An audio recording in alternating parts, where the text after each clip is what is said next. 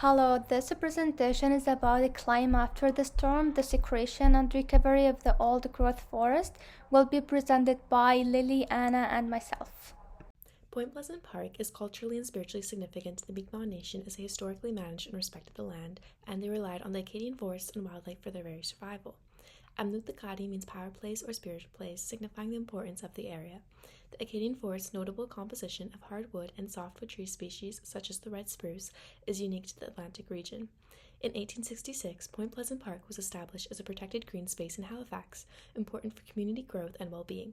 They built park paths and planted evergreen stands to make up for previous colonial deforestation activities that ultimately led to an evenly aged, old-growth urban forest that was very poorly planned. In September 2003, Hurricane Juan hit Nova Scotia and devastated the urban forest's ecology. As a Category 2 hurricane, it destroyed over 70% of the forest's canopy. The theory of succession is the gradual process following a disturbance by which plant communities' species composition changes over time. Initially, a fast-growing, often light-intolerant pioneer species colonizes the area, but as environmental suitability changes, so does the more dominant species and community structure until it eventually reaches the climax community. Hurricane Juan initiated the natural process of secondary succession, the forest's efforts to regrow and recover. There have been studies monitoring the effects of intensive hurricanes on different forest types to observe stages of secondary succession. It's been observed in pine and hardwood forests in North Carolina following hurricane disturbances that had either accelerated or set back the process of succession depending on the pre-existing community structure. Point Pleasant Park is a unique opportunity to study secondary succession in an Acadian forest-type system. We expect that the initial disruption caused by Hurricane Juan will lead to ecological instability, followed by a gradual recovery over time, ultimately progressing toward a stable climax community. Patterns of growth will vary with species light tolerance and competitive advantages. The goal of our research is to build on our understanding of secondary succession in urban Acadian-type forests. The park's ongoing recovery offers valuable insights into forest resilience and secondary succession in urban contexts, supporting the park's cultural and ecological value. The questions we will be answering today is how has the overall forest community changed over time, how has the density of the dominant species changed over time, and how has the chosen community metric changed over time. So for the method, we focused on 6 sites within Point Pleasant Park areas within a 20 by 20 meters square. These sets were chosen based on the most damaged areas by Hurricane John and most accessed for annually measurement. That data was collected from 2004 until 2024, but not 2005, 7, 60, and 20. The diameter breast height, or the DBH, was measured using fixable tape or stand by the tree and measured approximately 1.3 meters. And then we wrap the tape around the tree and we get the number, but only above 2.5 centimeter trees were collected. We look at the different factors as well, such as red spruce number and species richness, how many types of trees there are in the area. So random plots, such as like throwing the ball behind the back of somebody to choose the location, and replicates were established within each set to ensure representative sampling and ensure enough data was collected for state analysis of the trees. Finally, we used Excel. We put all the data together to ensure graphs using the factors that we either measured or observed over time by year. We used linear regression analysis to examine the effect of the relationship between dependent and independent variable, including the strength of the relationship. To determine how Point Pleasant Park's overall forest community changed over time from 2004 to 2024, we used regression analysis to explore the relationship between the time of year and Shannon's diversity as seen in Figure 1. There was a significant relationship between Shannon's diversity and the date, with a p-value less than 0.05. However, the R-square value is neither strong or weak. We can still reject our null hypothesis that there is no change in Shannon's diversity over time and use the regression equation to further determine the diversity of the forest's overall community structure, and acknowledging there's other influences at play. In the early years, 2004 to 2010, following the disturbance, show low diversity. As expected, with the initial rise of fast-growing pioneer species, there is low richness and evenness and only a few species in high abundance due to increased nutrient availability. As the environment changes over time, more species emerge and biodiversity increases, as seen in the graph with the overall incline trend. There is growing richness and evenness in the forest due to more competitive interactions between species that limits areas suitable for different species to grow. Our findings build off of Churchin's study with the development of the forest canopy post-disturbance as part of an early successional stage where the diversity is seen to increase rapidly up until around 2020. From 2021 to 2024, there are more sites below the regression line above indicating the rate of growing diversity for the community is decreasing. As the overall forest community moves towards its climax community, we expect to see the rise of biodiversity to slow down and its richness and evenness stabilize and even drop slightly as the slower growing and more dominant species outcompete others less tolerant to shade. Eventually, Shannon's diversity is expected to plateau at high values since a stable Acadian forest has high diversity due to the mix of tree species. The interactions between species, resource availability, and access to light will limit the spread and emergence of new species as diversity stabilizes. To examine the relationship between time and species succession after Hurricane Juan, we use linear regression to examine the change in abundance of the number of individuals or red maple counted per 400 meters squared in Point Pleasant Park over time.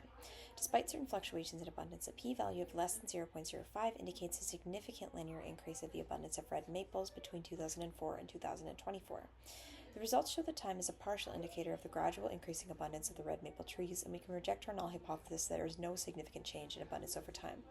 After disturbance, population levels of red maple will undergo successional recovery and eventually begin to slow as succession continues, as is demonstrated by the graph.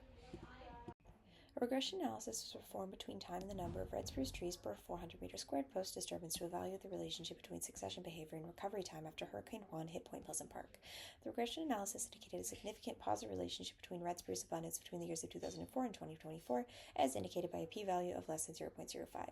We can reject our null hypothesis that there is no significant change, as successional recovery will increase abundance of red spruce over time.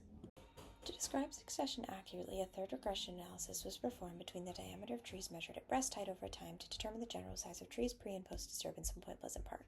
With a p-value of far less than 0.05, there was a significant decrease in DBH post-disturbance, indicating a negative relationship between the size of trees between 2004 and 2024. Around 2020, however, the DBH began to increase again, but not enough to change the overall trend.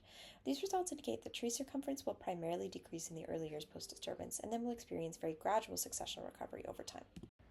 The data shows the dominant species in Point Pleasant Park changed from red spruce to red maple between the years of 2004 and 2024. During the time prior to the hurricane, the red spruce was the dominant species, as seen between figures 2.1 and 2.2, but after the storm the abundance shifted. This can be explained since red spruce is a slow-growing late succession species, whereas red maple is an early to mid-succession species, which has a far quicker growth rate. Before the storm, the forest was an old-growth forest, as seen in figure 2.3, which shows that trees had a larger diameter than those seen years after the hurricane. The age of the forest before the storm corroborates our assumption that the late successional species red spruce would be dominant. After the storm hit the measured area, there was no red maple at all and only a few red spruce. DBH at this point also took a sharp decrease and eventually began to climb again in 2020, which can be attributed to the rapid growth of primary succession species, followed by the arrival of mid-succession species. The storm allowed the forest to assume a new successional pattern, and the reborn forest saw the maple spruce take the lead as the dominant species. If succession and growth continues as it has been, we can expect to see the relationship of late succession restored as the climax community is reached. Red maple is still highest in abundance but has begun to slow, and eventually the red spruce, due to its late succession and slow growth, will become more abundant. Breast height will then also recover its values as seen in 2004. The results align with reports that mid-successional presence of both trees will fade into a higher abundance of red spruce as was seen in our prediction. Quick succession and predicted recovery patterns aligns with predictions that urban forests can show natural succession recovery after disturbance and do not need to be intervened with. This means that in understanding the succession of the forest, we can react accordingly after storms and other major disturbances. In this case, the forest generally left alone will recover as it was before. These results indicate that Point Pleasant Park is currently at a mid-successional stage. For the results section, question 3, I picked the species richness. So the trend line shows the number of species richness increase by 0.53 species per year over time. There's also a strong positive relationship for the R value of 0.6. Secretion process could have big impact on this increase, leads to a greater variety of species, making the forest more complex by having more trees. We predict that species richness slow down or reach to a plateau as it approaches its climate's community. I can see that because as we shift to the end of the line, we see the points are less scattered around the line. Also, that could be because of limiting resources, which reduced opportunities for new species to colonize, potentially reducing species richness and weakening the overall relationship. So at the end, we can say that we reject the hypothesis. Based on the trend seen from figures 1 to 3, it can be concluded that the Point Pleasant Park forest is in a mid-successional stage. This conclusion was interpreted from our understanding of the current growth rates of the forest and the overall biomass since the storm. Figure 1 expresses that species diversity is increasing over time, and the continuous positive trend demonstrates a mid-successional trend where diversity is recovering and increasing and has not yet plateaued at the climax community. Figures 2 express this through the recovery of the dominant species over time. Both the red spruce and red maple trees are increasing in abundance, with the red maple the most abundant, as is expected in a mid-successional forest. The overall DBH of the forest also indicates early succession species have recovered since the decline, and mid-succession growth is increasing. Finally, figure 3 shows that species richness is increasing greatly over time, a factor consistent with the mid-succession processes before species richness plateaus. So, all signs point to mid-succession. It's important to consider the impacts of the urban park design. Burley indicates that the nature of urban parks made its recovery more difficult. Primarily, the trees were planted simultaneously, and efforts to diversify the park through thinning was prevented by public pressure, so the even-aged canopy was predicted to be highly vulnerable to strong windfall. While this hands-off approach was typical, management also consistently removed woody debris and materials to reduce wildfires, an act that diminished the quality of the soil and made it difficult for succession to take place. The aspects of this city park made it particularly more vulnerable to disturbances and slowed the rate of recovery post-storm. As opposed to allowing even-aged and similar species to regrow, the Point Pleasant Park Comprehensive Plan works to plant more early successional trees to increase resistance. Their hands-on approach works to restore a more diverse and functional forest while preserving its quality and cultural value. Maintaining the forest quality while adopting new ways to improve resilience aligns well with the First Nations methods of ecological stewardship. In allowing traditional Indigenous knowledge, which is based on natural and balanced ecological relationships, the mature Acadian forest can be restored and fortified. We would like to express gratitude for the support of Dr. Allison Schmidt as well as our lab TA Tegan Robinson, who provided the knowledge, tools, and advice to interpret this data. We would also like to thank the efforts of students and educators at Biology 2060 in collecting the data from Point Pleasant Park. The collective continuation of this multiple-year project has allowed us to interpret data on a greater scale and further our understandings of the world around us. Ultimately, we can apply this knowledge in our ongoing efforts to live with and preserve the natural world.